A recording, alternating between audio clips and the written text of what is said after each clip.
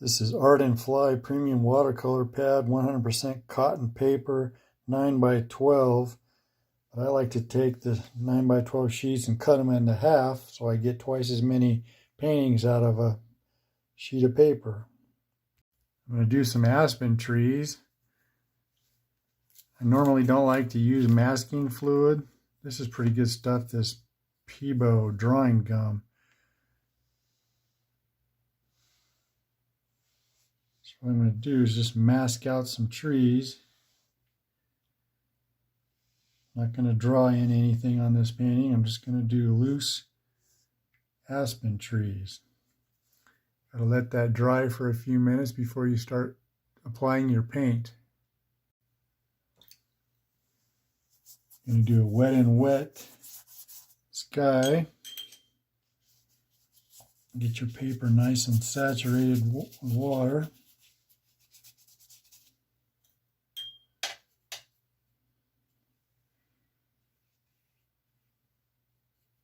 And start laying in paint.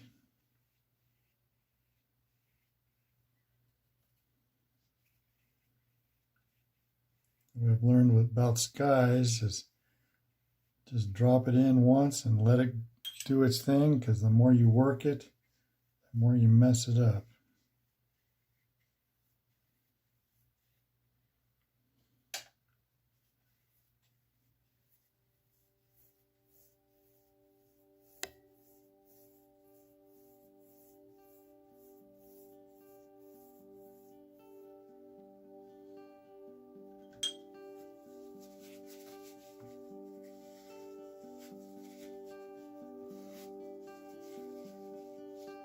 Okay, we'll let that dry. When you're working with wet and wet, if you can still see a shine on the paper, then you know that when you go to drop in more paint, that it will spread all over the place. That's okay if you want a nice soft texture like trees in the distance or mountains in the distance. I'm going to let this dry just a little bit more before I start adding leaves to my trees. I didn't stretch the paper. You can see just a slight buckling to it if I get it at the right angle. Let's let that dry a little bit longer. Okay, the paper's still a little wet. There's still a little sheen on it, but I wanted to show you what happens when you add more water to it. You can see that your paint will just kind of spread in there and not stay in one spot. In the areas where the water's really wet, the paper's really wet, what happens is then you get like they call blooms. Sometimes blooms are kind of cool if you want textures and stuff. I'm going to let that dry even longer. If you don't want to wait for the paper to dry, you can take a hair dryer to it.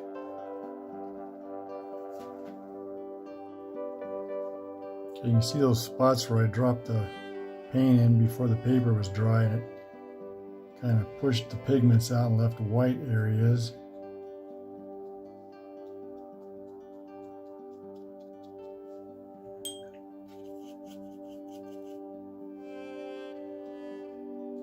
You're not painting every leaf. You're just dabbing your brush to make leaves.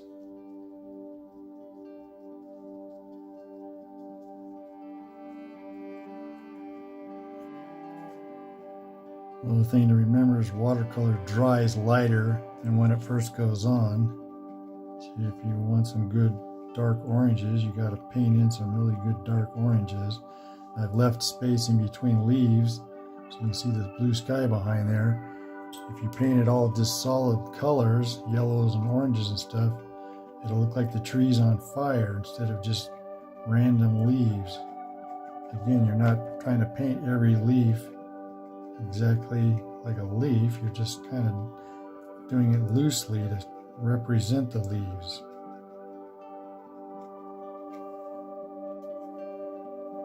We're going to go in and add some green pine tree foliage in the background underneath these aspen trees.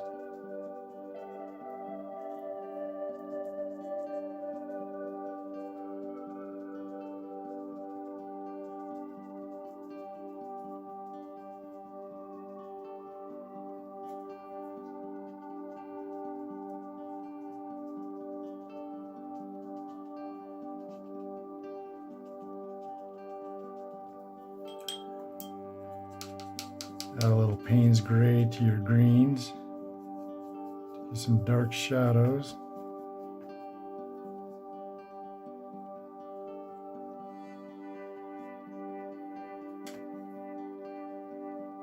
This was very loose. I didn't draw it, sketch anything out. I'm just painting loosely on the paper. The thing I like about watercolor is it's so spontaneous. You never know what you're going to end up with. A lot of people don't like watercolor because of that reason. They can't be in control of what's happening.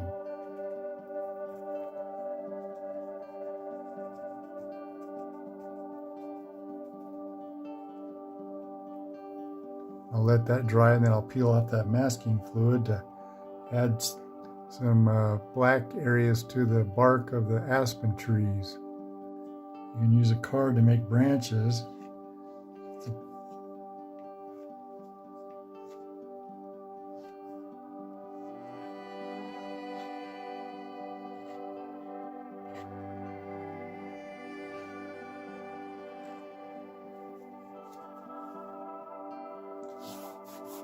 Now that paint's all dry, I can just peel off the mask to leave the white of the paper.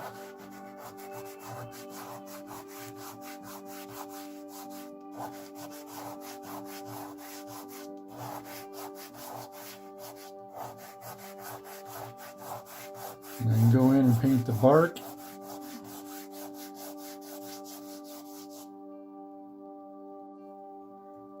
Take some clean water, dab your white area.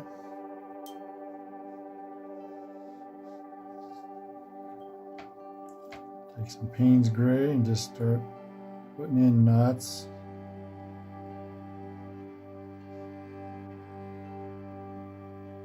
And texture of the bark.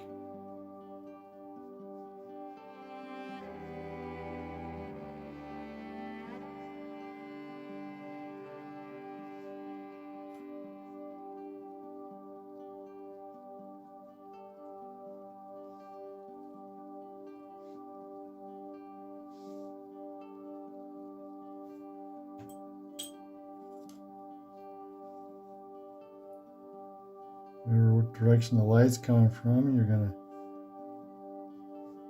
highlight the dark side of the tree.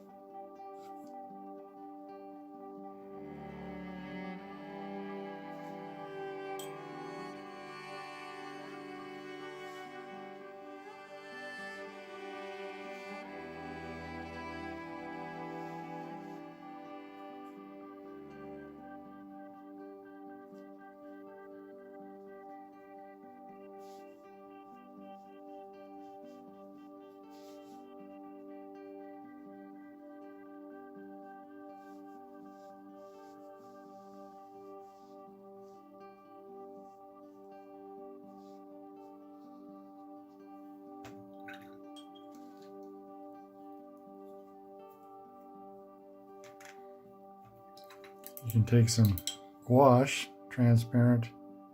opaque watercolor, and if you want a branch, you can go back in and add a few branches here and there. You forgot, didn't mask any out.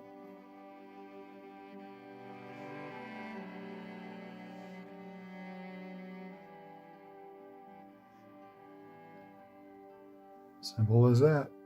While that white's drying, I'm going to take a brush that's like this. I'm not sure what they call them, but the tip of it's all splayed out.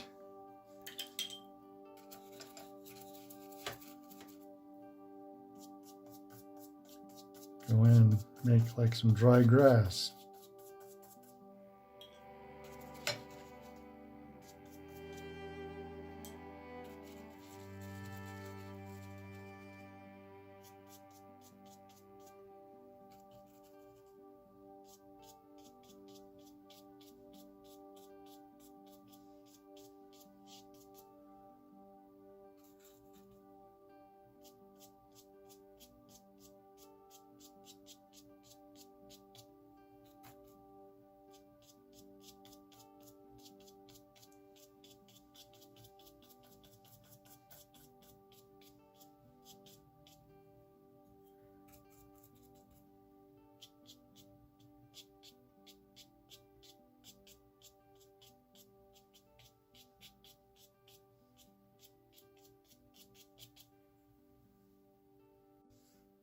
Go back in with some Payne's Gray again. Hit those branches that you put in.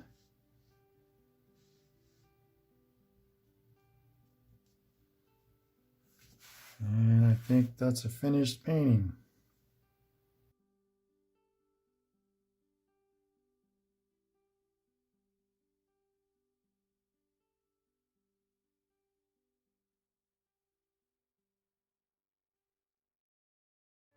Elf Lord's Journeys.